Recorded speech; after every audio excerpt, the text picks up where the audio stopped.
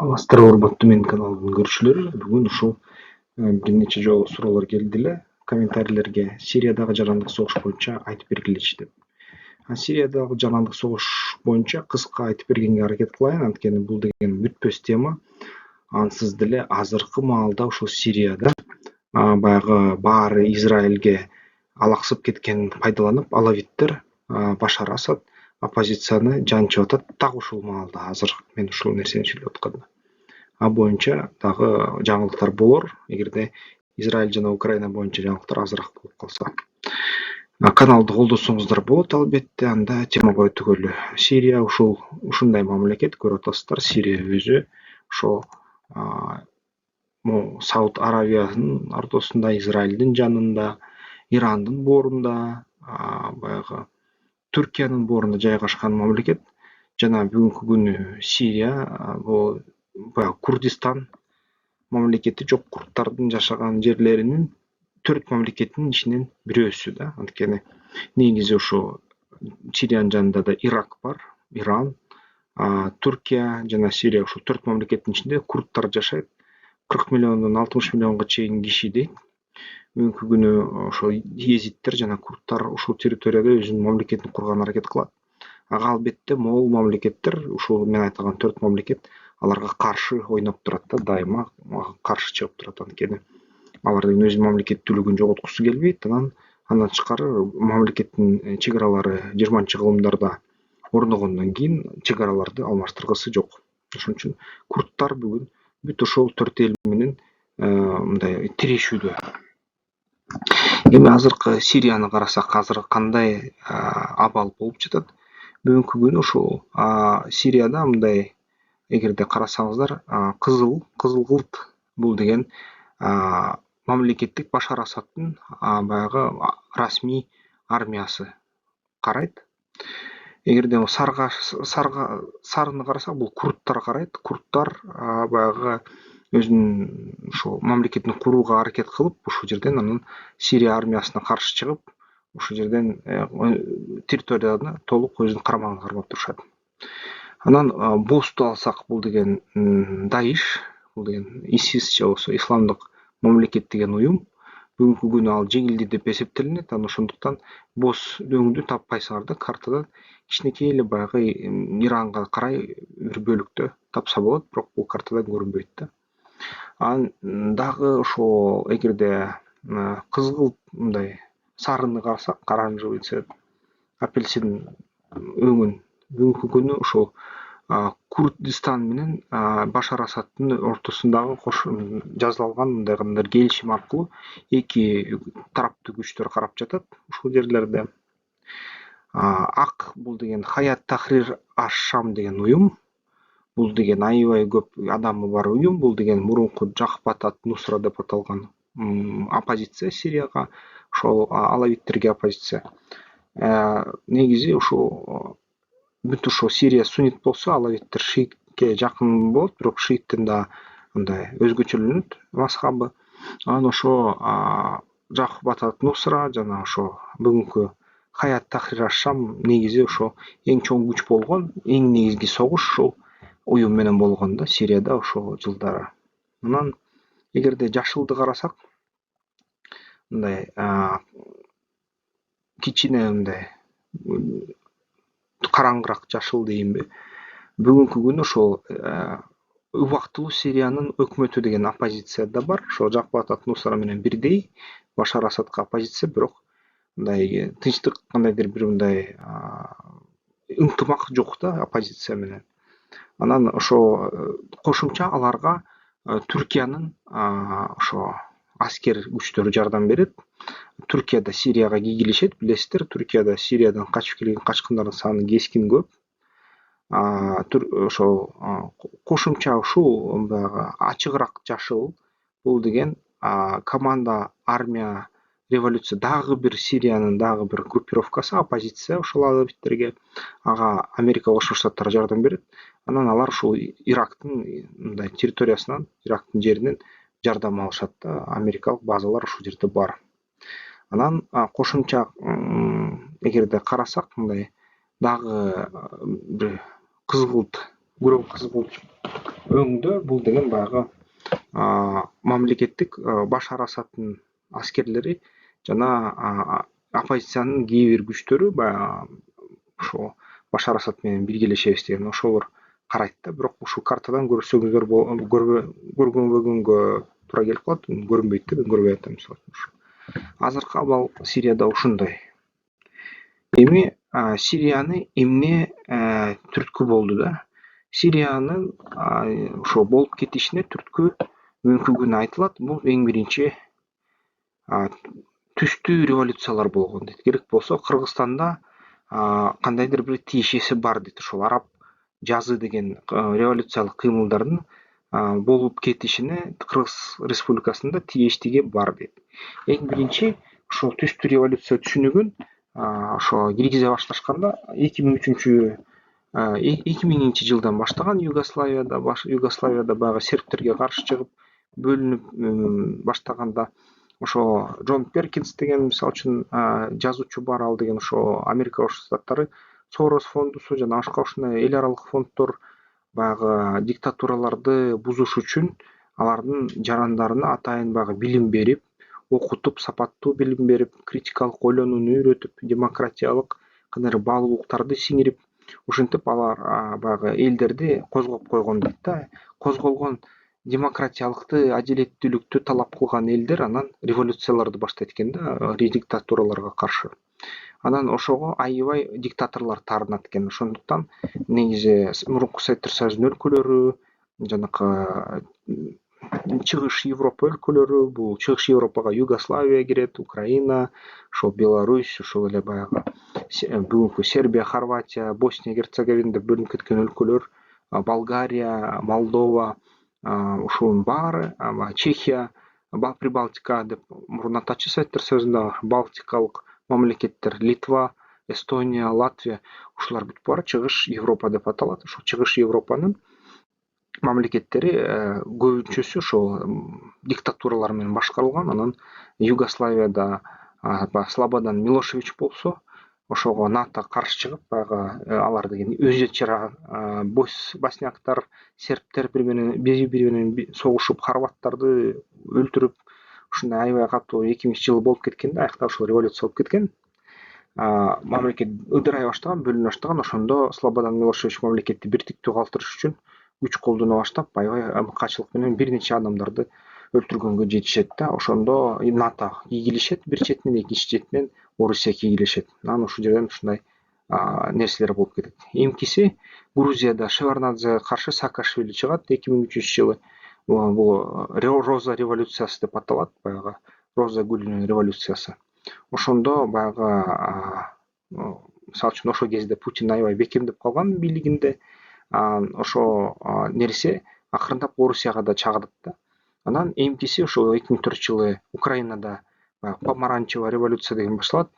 Бул деген оранжевый кызгылт революция башталгандан кийин ошо негизи бул нерсе Путинге да жакпай калат. Анткени Путин ойлогон баягы бир нече шайлоодон конституцияны өзгөртүп калгандан кийин мен деген түбөлүктө ошол калам бийлигимде деп, ушуга дагы Беларусьта терс караган, ушуга негизи баягы Казакстанда терс караган, көп өлкөлөр, араб мамлекеттер билесиңер, көбүнчөсү монархия, падышалык менен башкарылат. Ошон үчүн баары тең терс карап, ошого каршы кандайдыр аракет кылганы ойлошкон да. Анан ошол 2005-жылы Ливанда революция болот. Кыргызстанда, Ливанда бирдей бир убакытта революция болуп кетет да. Ливанда ошол баягы Араб Хаяты же болбосо Тахрир аянтындагы ошо окуялар деп болсо араб жазы деген түшүнүк пайда болот. Ошол араб жазы ошол Ливандан башталат. Ливандан анан баягы көп мындай араб өлкөлөрүнө от кургак чөпкө ширинке жагып ыргыткандай болуп кетет да. Ошол Кыргызстанда 2005-жылы болуп революция, билесиңер, биринчи революция бүтөт. Анан кийин революциялардын саны көбөйө баштайт. Революция Беларусьта башталат да. Украинада 2004-2014-жылы катуу болот. Билесиздер, Янукович бийлигин жоготот 2014-жылы. Анан ошол бийлигин жоготкондон кийин Орусия кире баштайт, аскерлерин киргизе баштайт. Беларусьта дагы ошол 2006-жылы баягы эли козголуп каршы чыгып, анан эң биринчи ошол кезде баягы кичине жүрөгү үшүп калат да Лукашенконун. Анан ошол 2019-жылы Чехия Молдова Грузия Россияда кайра ушундай козголоңдор да Россияда ошол 2005 2011-жылы 2011-жылы катуу болуп кеткен болотная площадь деп аталат ошол жерден мындай баягы оппозициялар Немцов баягы азыркы ошо түрмөгө отургузулган Навальный ошолор баары мындай козгоп коет. Путиндин жүрөгүн үчтөт, Путин аябай жини келет, анан Путиндин идеологдору айта баштайт, бул деген Американын кылганы, могу бүт революциялар атайын америкалык кандайдыр бир атайын күчтөр жасап атат, Сорос күнөөлүү, Сорос жасап атат деп аябай жаман көрүшөт да. Соростун баягы жумушу ушул эле болгон да, Сорос деген демократиялык баалуулуктарды кичинекей кезден баштап балдарга сиңирген, ошол балдар чоңоюп туруп, анан кийин ушул революциялардын лидерлери болгон.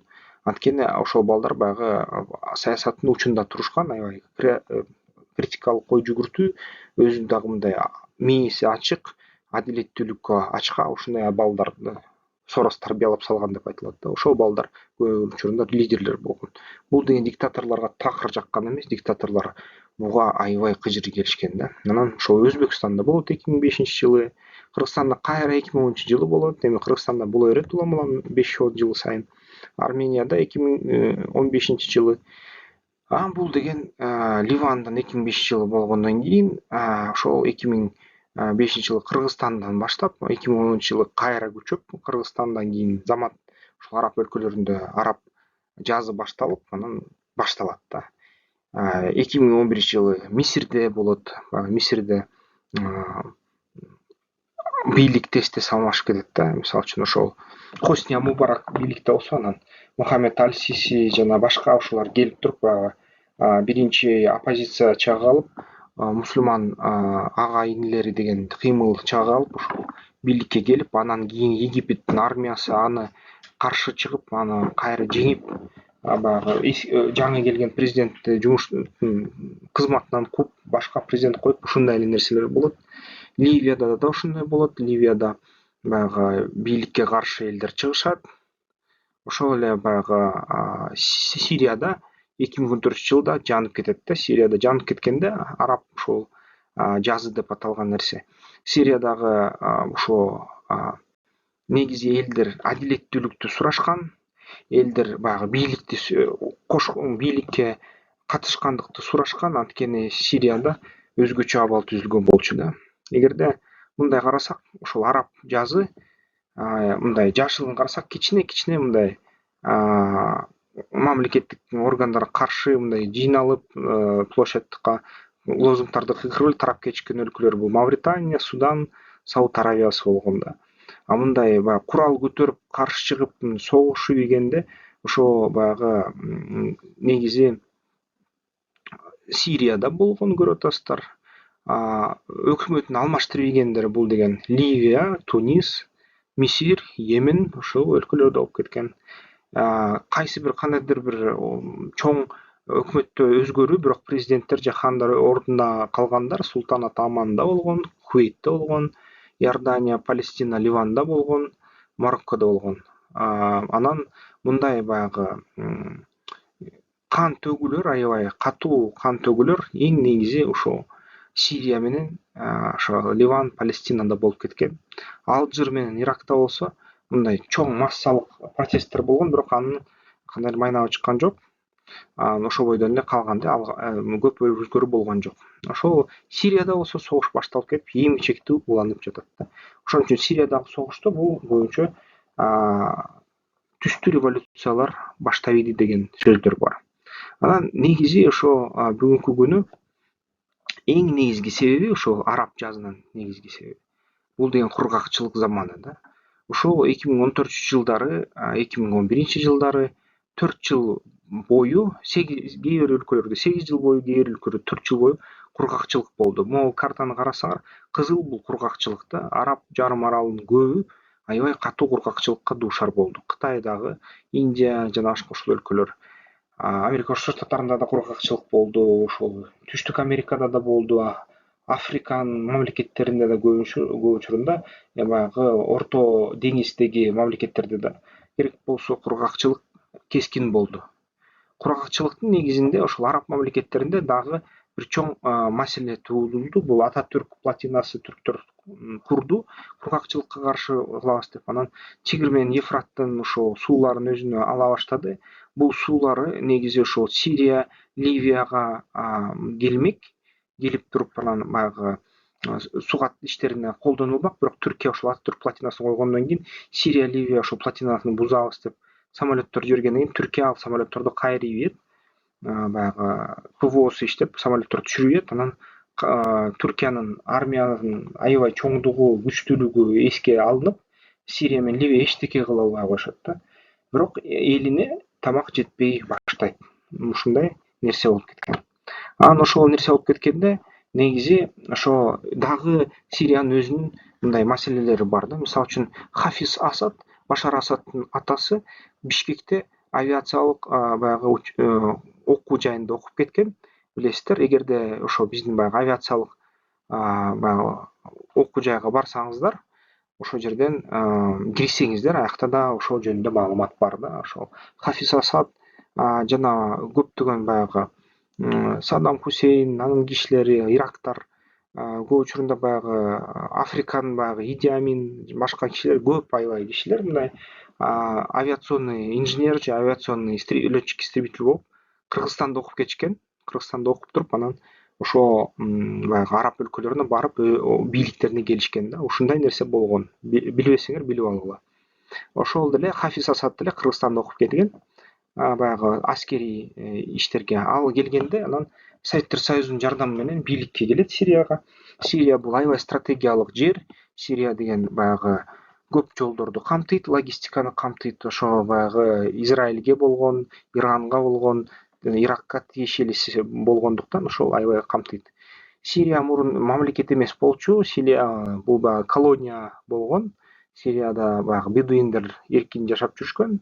Анан аябай көп элдердин издери бар. Ассириянын ошол Ирак менен Сирия бул аябай байыркы мамлекеттер. Булардын тарыхы 12 000 жыл да.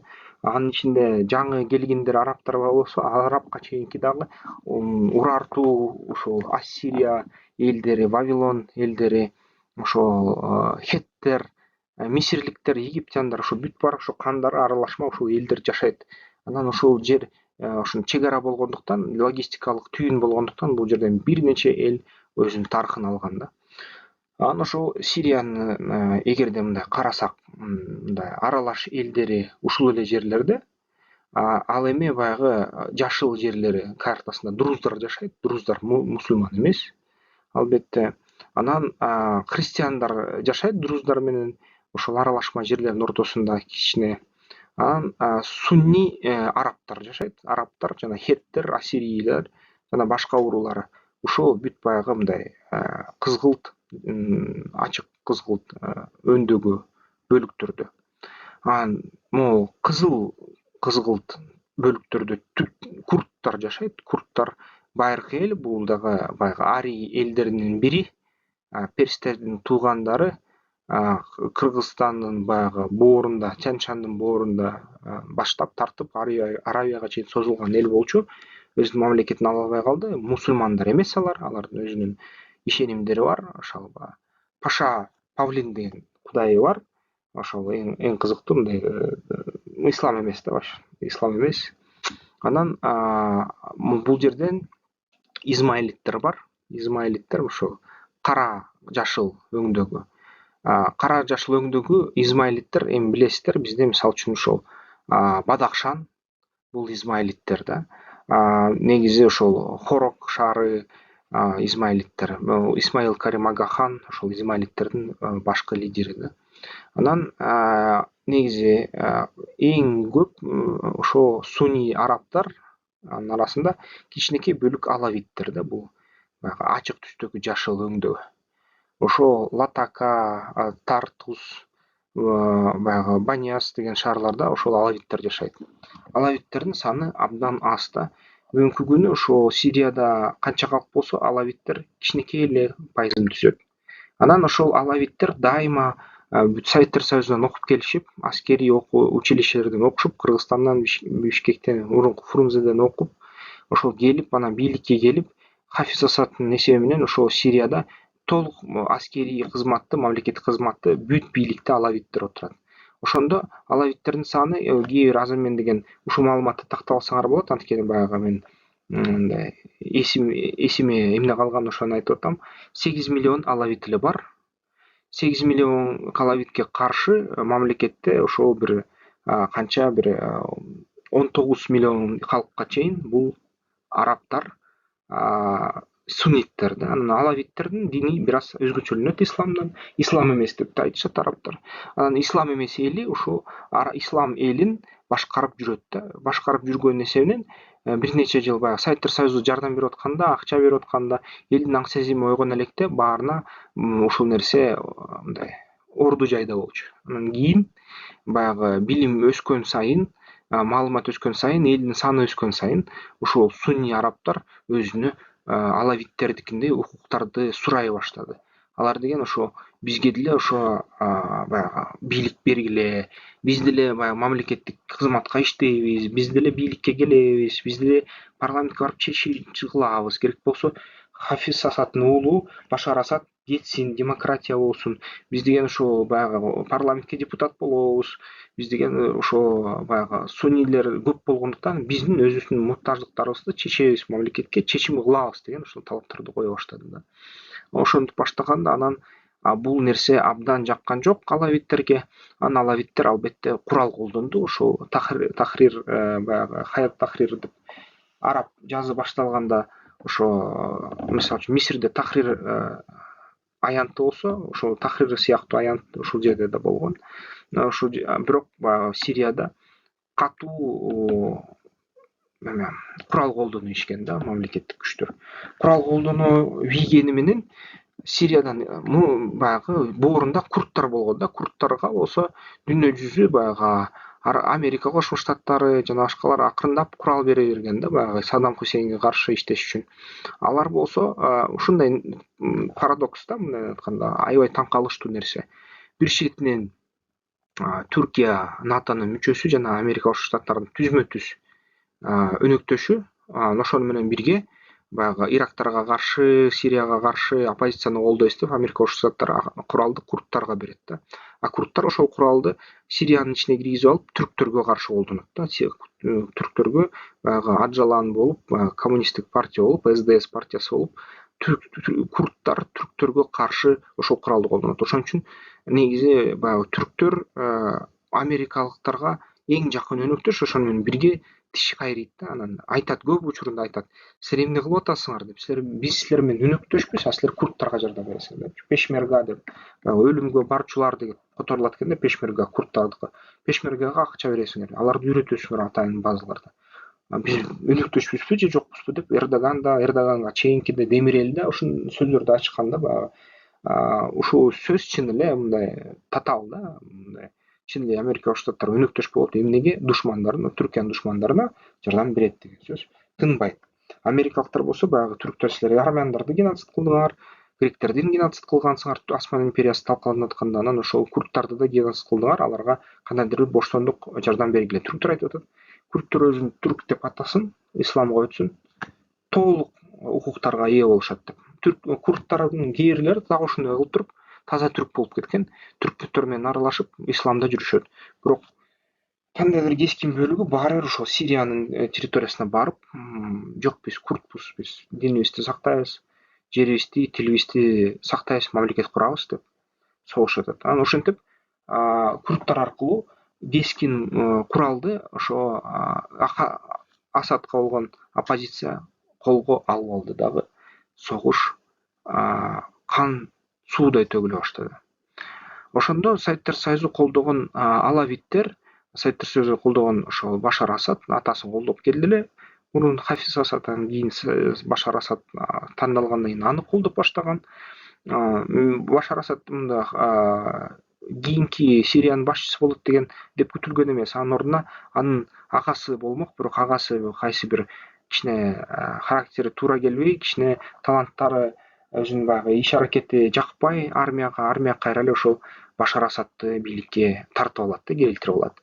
Башар Асад эч качан бийликке даярдалган эмес болчу. Анан бирок билимин Европадан алган, жакшы мындай окуган, аябай жакшы мындай сабаттуу адам болгон. Ошону анын президент кылып алышат. Ал болсо баягы Орусия менен кайра байланыштарды түзөт.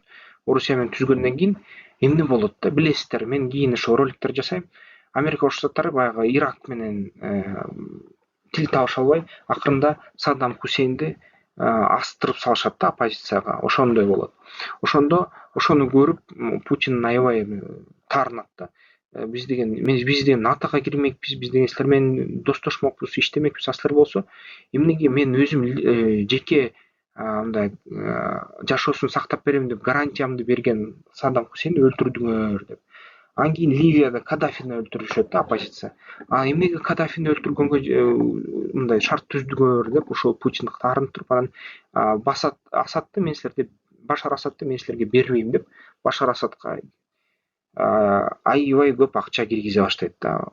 Унутпагыла дагы, Сирияда газ да чыгат, нефть да кескин чыгат, алтын да бар, алмаздар да бар деп айтылат, баалуу металлдар бар. Аябай мындай кандайдыр бир өзгөчө заттарга, ресурстарга бай мамлекет. Эң негизги нефть жана газ. Ошентип анан керек болсо биз баягы үйдө жагып аткан Газпромдун газы кайсы бир бөлүгү менен ушул талык Сириядан келиши ыктымал. Иран аркылуу, ошол Каспий аркылуу Сириядан келиши ыктымал. Ошону билип жүрөлү. Анан ошол баягы Путин толугу менен, эки колу менен, буту менен бүт ушул Башар Асадты колдойт. Ошон үчүн Путинге карикатуралар кетип атат дүйнө жүзү боюнча, ага каршы чыгып атышат. Ошо Милошевичти колдогон дейт, Саддам Хусейнди колдогон, Каддафини колдогон, Муаммарды, анан Чаушескуду колдогондой эле. Анан ошол Путин ошол диктатордун клубтарынын төрагалыгында эң башкы аксакал болуп отуруп алды деп азыр америкалыктар, мисалы үчүн башка Европа мамлекеттери айтат. Европа мамлекеттери айтат, биз деген бийликте адамдар алмашат деп. Баягы Черчилль айткандай эле, саясатчылар тез-тез алмаштырып туруш керек, анткени баягы саясатчыларды жана памперстерди тез-тез алмаштырып туруш керек. Анткени саясатчыларда чичип алат, памперстерде бокко баягы кичинекей бала чычат, бок болот. Ошон үчүн саясатчылар тез-тез бок болот деген мааниде айткан. Ошон үчүн алар тез-тез алмаштырып туруш керек, анда элге жакшы болот деп. Муну баягы Европадагы демократиялар көрсөтөт, а дүйнөнүн жарымы ошол диктатор клубу болуп ага каршы. Анан ошо бүгүнкү күнү эгерде карасак, Орусиядан аябай чоң колдоо Сирияга кетип атат. Сирияда 8 миллион алабит, 19 миллион арабтарга жеңилмек, тез эле жеңилмек. Бирок баягы акчалай жардам, аскерий жардам Орусиядан тынбай келет жана Орусия өзүнүн авиациясын толук колдонот Сирияда. Оппозицияны дайыма ошол авиация менен мындай тыйып коет. Оппозициялар болсо керек болсо баягы куралды рогаткалардан жасалып баргандай мындай газовый баллондорго взрывчатканы жасап, селитрадан взрывчатка жасап ушинтип каршылыкты көрсөтүп атат. Бирок азыр баары бир Орусиянын жардамынан, үзгүлтүксүз жардамына чыдабай акырындап оппозицияда жеңилип атат да Сирияда. Анан негизи Орусия коммуникацияны ошо Каспий аркылуу кылат. Азыр Каспий бир аз кургады, бул деген аябай начар мындай логистикага мындай сокку болду. Бирок ошентсе дагы баары Орусиядан ошол курал Каспий аркылуу келип туруп, анан Тегеран Иран аркылуу өтүп туруп, Ирактын территориясынан кирип, Ирактын территориясынан анан Сирияга барат деп айтылат да. Мурун ушул Азербайжан аркылуу аракет кылышкан жана ошол Кара деңиз аркылуу аракет кылышкан. Кара деңиз аркылуу көп келчү Орусиянын корабльдери. Бирок азыркы маршруттар ошол Каспий аркылуу өтүп атат дейт. Анан Сирияга ким жардам берет? Албетте баягы оппозицияга Америка Кошмо Штаттары, Франция жардам берет да. Ал эми баягы Даишке, мисалы үчүн ошол Ирак жардам берет. Ирактын күчтөрү, Сауд Аравия жардам берчү. Анан кийин Даиш өтө эле аша чейип кеткенден кийин аларга ошол Сауд Аравия жардам бербей калган. Анан баягы өнөктөштөр, ошо ар кайсы оппозициялык күчтөр жана башка күчтөр ошо Даишти, ислам мамлекетин жок кылганга аракет кылып, ийгиликтерге жетишти бүгүнкү күнү. Алардын күчтөрү дагы эле бар, бирок абдан аз болуп калды да. Ушундай нерсе болуп атат. Анан албетте курдтарды көп нерсе айттым. Курдтар боюнча алар өз мамлекетибиз курабыз деп ошол жаман согушуп атышат аябай катуу. Ушул жерде мисалы үчүн көрүп атасыздар, Батыш Курдистан деп аталат.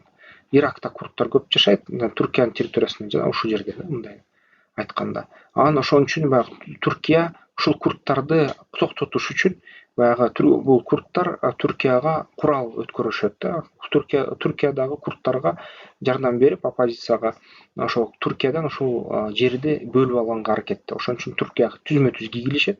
Бул жерден дагы Түркия жөнүндө аябай чоң кара пиар чыгарып ишкен курдтар. Баягы сириялыктар качкындарды кабыл алып лагерге, анан алардын жаш кыз балдарын уурдап, алардын органдарын сатып атат. Сирияга кирип, Сириядагы аябай көп ошо Советтер Союзу курган заводдор бар болчу. Ошол заводдорду алып алып, уурдап, бүт баягы заводдордун станокторун, металлдарын Түркияга алып кетти деген кара пиардар көп айтылды. Анан сырткары баягы Башар Асад ошо оппозицияга каршы химиялык заттарды да колдонуп иди, химиялык бомбаларды жардырып атат деген да маалыматтар болду. Ага да баягы НАТО киргенге аракет кылган, чектүү түрдө кирген, бирок баягы НАТОнун көп мүчөлөрү колдобой койгон бул операцияны. Ошон үчүн Америка Коңшу Штаттар түзмө-түз кийгилишип, бирок толук эмес, кичинекей мындай бөлүк менен кийгилишип, ошол ДРС Зор деген нефть чыгарган заводдорду курдтар менен кошо курчап алган. Аларга албетте баягы курдтар эң жакынкы өнөктөштөр да Америка Коңшул Штаттарында. Анан бүгүнкү ушул күнү карасак, негизи Сириянын эң чоң маселеси бул деген бүт дүйнөнүн чоң маселеси. Бүгүн 3-дүйнөлүк согуш уланууда. 3-дүйнөлүк согуштун мааниси бул деген мындай көгүлтүр өңдөр менен көрсөтүлгөн картада демократиялык өлкөлөр ушул жерде президенттер 4 жыл 5 жыл сайын алмашат, парламентти 4-5 жыл сайын алмашат, элиталар алмашат. Элиталар өзүнчө баягы жаңы адамдарды улам келтиришет. Керек болсо ушул нерсе толук баягы эң нак бийликтин башына турган баягы өндүрүштүк же болбосо мындай финансылык топтордун кол астында болот алардын элиталары, бирок ушундай кичине бийликтер алмашат. Бул болсо баягы кызгылтыр менен бойлогон өлкөлөр, бул деген диктаторлордун клубу деп аталат. Кыргызстан да анын ичине киргизилген. Кандайдыр бир бизде, бирок мен ойлойм, бизде демократия деп анткени бизде баягы демократиялык өзгөрүүлөр мыйзам боюнча болуп кетпесе дагы, сценарий боюнча болуп кетпесе дагы, бизде эл көбүнчө ошо демократия кылып коюп атат. Или скран өзүбүзгө мындай кичине дагы сабат жетсе, илим билимди өзгөртсөк, биз ушу Орто Азияны жарырмакпыз да, ушул элибиз потенциалы аябай чоң. Бирок азырынча биз диктатордун клубундабыз, анткени биздин өнөктөштөрүбүз диктатор, кошуналарыбыз диктатор, диктаторлордун эң жүрөгү боорунун астында турабыз. Ошон үчүн бизге баягы кыңк эттирбей, демократияга кылдырбай ошол диктаторлор катуу бизди кармап турат. Бүгүнкү күнү Индиядагы демократия болуп баратат. Бүгүнкү күнү Кытайга бир нече акчасын киргизген америкалыктар ошол Индияга киргизип атышат. Жана ушул кандайдыр бир кичинекей жардам менен баары бир ушул Сириянын оппозициясын курал менен камсыздандырганга жетишип атат да, үлгүрүп атат Америка Коңшу Штаттары.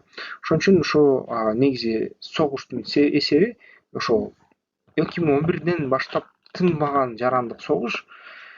Ушул диктатура жана демократия эки чоң блок өлкөлөрдүн ортосундагы мындай айтканда маек да, тирешүү ошонун негизинде болуп атат. Миңдеген адамдар өлүп атат. Бул мисалы үчүн ошо маалыматы боюнча Сирияда 80% имараттар талкаланды. Ошо 2016-жылдын 1-февралына карата 600 000 кишиге чейин өлтүрүлгөн деп айтылган, 366 200 адам өлтүрүлгөн деп айтылган. Бүгүнкү баягы 21-жылга акыркы маалыматтар боюнча 600 000ге чейин киши өлтүрүлгөн, бул миллионго жетип баратат. 4,5 миллиондон 7 миллионго чейин ички качкындар болгон, ичара качып, анан көп учурунда 1 миллион 3 миллион сыртка качып кеткен дейт. 5 миллиондон ашык качкындар баягы 2015-жылы катталган, сыртка качкандардын акырындан. Ошентип баягы эл аябай бир нече баягы Газанын кичинекей балдары өлдү деп бизге азыр роликтерди көрсөтүп атат. Азыр баягы 11 000 киши өлдү, анын ичинен 5 000дей бала өлдү деп биз көрүп атабыз. Израиль баягы кылмыш жасап атат деп айтылып атат. Эми мен ойлойм ушул чын эле асимметриялык күч колдонду Израиль, бирок баягы эл аралык мыйзамды сактанды депчи. Эл аралык мыйзам боюнча мисалы үчүн эгерде сен согуш баштасаң, анда расмий түрдө баарын бир сыйра баягы жарыялап чыгышың керек да. Мен расмий согуш баштап атам, анан силердин согуш объекттериңерге сокку кылам, тиги тынчтыкта жашаган жарандарыңарга эскертүү берем, чыгып кеткиле согуш боло турган жерден. Силерге 3 күн берем, 5 күн берем, 1 ай берем, ушинтип айтылат да. Анан ошондон кийин бул эл аралык мыйзам да. Анан ушинтип айткандан кийин соксо, анда эл аралык мыйзам боюнча ошол согулган жерде балдар, кичинекей балдар, өспүрүмдөр бар болсо, алар өлсө, анда баары бир баягы бул деген ата энелеринин күнөөсү деп эсептелинет эл аралык мыйзам боюнча. Анткени алар эскертилген болчу. 3 күн бердиби, 1 жума бердиби, 1 ай бердиби, бул деген эл аралык мыйзам ушундай да. Израиль өз тарабынан баягы газалыктарга ушундай сөзүн айтып туруп, талабын айтып туруп, убакыт берип туруп, анан сокту. Анан бирок баары бир бул деген менин түшүнүгүм боюнча, эл аралык мыйзамдар боюнча бул баары бир гумандыкка каршы, элге каршы кылмыш болду Израиль тарабынан. Анан Израиль албетте ага жооп берет. Мен ойлойм келечекте Израилдин кандайсыр бир саясатчылары ошол эл аралык коомчулукка курмандыкка чалдырылып берилет. Ошону израилдиктер айтат, ушулар чечим кылды, ушуларды соттогула, аскыла, эмне кылса ошол кыла деп кутулуп коет да. Бирок азыркы тенденцияларды карасам, бүгүнкү күнү ошол эле ушундай эле баягы мындан бир нече эсе чоң кылмыштарды, мисалы үчүн Орусия менен алавиттердин өкмөтү Сирияда кылды, жана Украинада Орусия кылды. Орусияда ядердик курал бар, ошон үчүн Орусияга эч ким эчтеке дей албай жатат бүгүнкү күнү. Эч ким эчтеке да дебейт. Ошону карасам, анда Израилдин да ядердик куралы бар. Израилге да эч ким эчтеке дей албайт деп ойлоп калдым да. Азыркы ушун түшүнүгүм ушундай. Эл аралык мыйзам боюнча ушундай. Хамас болсо эл аралык мыйзамдарды бузду. Эл аралык мыйзам боюнча эгерде сен барымтага кишилерди алсаң, аларды жакшылап тамактантып, аларды кармоо шарттарын аябай жакшы кылып, алардын баягы ден соолугун сактап, анан согуш бүткөндөн кийин аларды алмаштырып же болбосо баягы кайтарып, алар үчүн кандайдыр бир репарация, контрибуция алып, ушундай кылыш керек да. Алар болсо баягы барымтага алган кишилерди да мазакташты, зоодукташты, өлтүрүштү же кармап жаткан шарттар аябай начар да. Ошон үчүн ушул нерсе эл аралык мыйзам боюнча кечирилбейт. Бирок албетте эгерде мындай адамдык тараптан карасаңар, албетте Израиль бүгүнкү күнү асимметриялык жооп берди жана согуш кылмыштарды жасады деп айтса да болот да. Ага өзүңөр көрүп атасыңар, буунун да кылган жыйындары жана резолюциялары көрсөтөт, ага мындай жакындап баратат да, ага ошо карай түшүнүк берип жатат. Сирияда жыйынтык эми али чыга элек бүгүнкү күнү. Азыркы жыйынтыкты айтса болот, ушул негизи мындайынан айтканда 2011-жылдан баштап эң узак ушундай аябай узак жарандык согуш уланууда жана ошол аябай көп фракциялар да бар. Ал фракциялар бири-бири менен мындай биргелешпейт, ынтымакка келишпейт, сөзгө келишпейт, бири-бири менен талашып эле, бири-бирине каршы эле. Ар бир фракциянын өзүнүн өзгөчө чоң держава этегин кармап алышып, аяктан акча алып алышып, бирөөлөр Кытайдан алат, бирөөдөн Орусиядан алат алавиттер, пешмергалар Америкадан алат, башка күчтөр түрктөрдөн алат. Ушинтип анан бир нече Франциядан алган топтор да бар. Жакпат ат-Нусра же Хаят Тахрир дегендер. Ошолор ар кайсы булактардан акчаны алып атып, бири-бирине баш ийбей, бири-бири менен ынтымак болбой, ушундай аябай татаал ситуацияны жаратышты да. Бул деген ынтымак болбой, элдин ичинде гуманитардык кризис жаратышты. Эми бунун себебин эгерде эң башкы себебин сурасаңар, мен айтар элем, ушу баягы батыш өлкөлөр 19-кылымда колония кылып басып алган бүт Арабия өлкөлөрүн баягы өзгөчө кетип атканда, колониялардан арылып атканда, ошол жергиликтүү элдерди бири-бирине баягы бизди эле да, баягы тажиктер менен, өзбектер менен кылгандай эле, казактар менен кылгандай эле, Советтер Союзундагы ошондой эле батыш Европанын өлкөлөрү, көбүнчө бул Франция менен Германия жана негизи Великобритания, алар деген ошо атайын мындай элдер, мамлекеттерди өзгөчө бөлбөй, бир каша кылып салган да, бир эле чоң өлкөгө бүт бири бири менен каршылаш топторду жыйнап коюшкан. Анан булар бири бири ичи мамлекет кура алат, ынтымакта жашап, же болбосо бири бирин согушуп өлөт, жерин алабыз же ресурстарын алабыз деген ниет менен кылган окшойт. Эң негизги бүгүнкү күнү Сириядагы согуштун себеби ошол да. Ошол эл ынтымакка келбей атат. Алавиттер сунниттер менен жаман катуу кагылышууда. Гуманитардык кризис болуп атат. Албетте бул нерсе бүтпөс согуш. Эл аралык ийгилишүү эсебинен бул согуш бүткөнгө жол ала албай атат да. Азыр Башар Асад кайра жеңип атат, бирок түшүнсөңөр, Башар Асаддын калкы 8 миллион, башка сунниттердин калкы 19 миллион. Ошол 19 миллион киши 8 миллионду теңге албай атат да. Алавиттерди теңге албай атат. Алавиттер ошолорду 19 миллион теңге албай атат. Бул деген иш бүтпөс иш болуп калышы ыктымал да. Ошон үчүн Сириядагы согуш дагы уланат окшойт.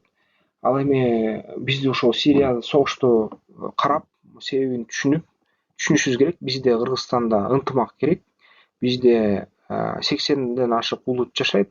Ошол улуттар менен жашаганды билишибиз керек, диний бөлүнбөшүбүз керек. Көбүнчө светтик мамлекетти курууга аракет кылышыбыз керек, илим билимге умтулууга аракет кылышыбыз керек, армияны күчөтүш керек, өлкөнүн ичинде өлкөнү бириктирүүчү контентти курушубуз керек. Ошо маданият, артисттер, жазуучулар баары ушуга караш керек. Ошентип бизге сырттан бирөө келип ыдыратып ийип, Сирияны ыдыратып ийгенде ыдыратып ийип аракет кылуудан алыс болушубуз керек, сактанышыбыз керек да, каршылык көрсөтүшүбүз керек. Ошон үчүн Сирия бизге бир чоң сабак да. Андан сырткары ошол негизи биз түшүнүшүбүз керек.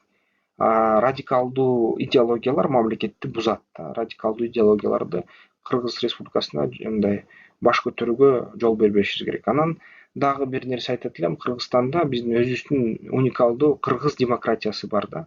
Ал деген батыш демократиясына окшобойт, бирок демократиялык принцип бирдей бүт эле өлкөлөрдө, дүйнөдө. Бирок биздики бир аз өзгөчөлөнөт. Ошону биз сактап келишибиз керек да. Демократия элди күчтүү кылат. Ал эми диктатуралар элди ыдыратып бөлүп жарып салат экен. Ошону дагы эске алышыбыз керек. Анда эмесе, урматтуу калкым, кыргыз калкым, кыргыз элим, биз деген эме страйкбол көрүп ойношубуз керек баарыбыз. Анткени бул деген ден соолукка жакшы, андан сырткары кийинки боло турган кыйынчылыкка жакшы мындай даярдыкты берет. Экинчиден ошол экология жаратылышты сакташыбыз керек. Жаратылышыбыз кыйналып атат. Биз деген энергия эффективдүү технологияларга өтүп, электромобилдерди алып көчкөн баягы өнүктүрүшүбүз керек. Андан сырткары биз деген ошо эгерде бизнес план жазам, бизнес жасайм, ошо жаңы жашыл экономика курганга салым салам десеңер, ошо бизнес план жазуу боюнча буйруктарды консультацияны алууга бизге карасаңыздар болот. Ошол рекламалар азыр мен айткандан кийин кетет. Анда эмесе, эмки видеолордон көрүшкөнчө. Ошол суранычтарыңар боюнча теманы айтып бүттүм Сирия боюнча. Терең Сириянын суроосуна кирбейм. Анан кийин ошол Ливияны карайбыз, башка өлкөлөрдү да карайбыз. Силер сурагандай эле. Эмки видеолордон көрүшкөнчө.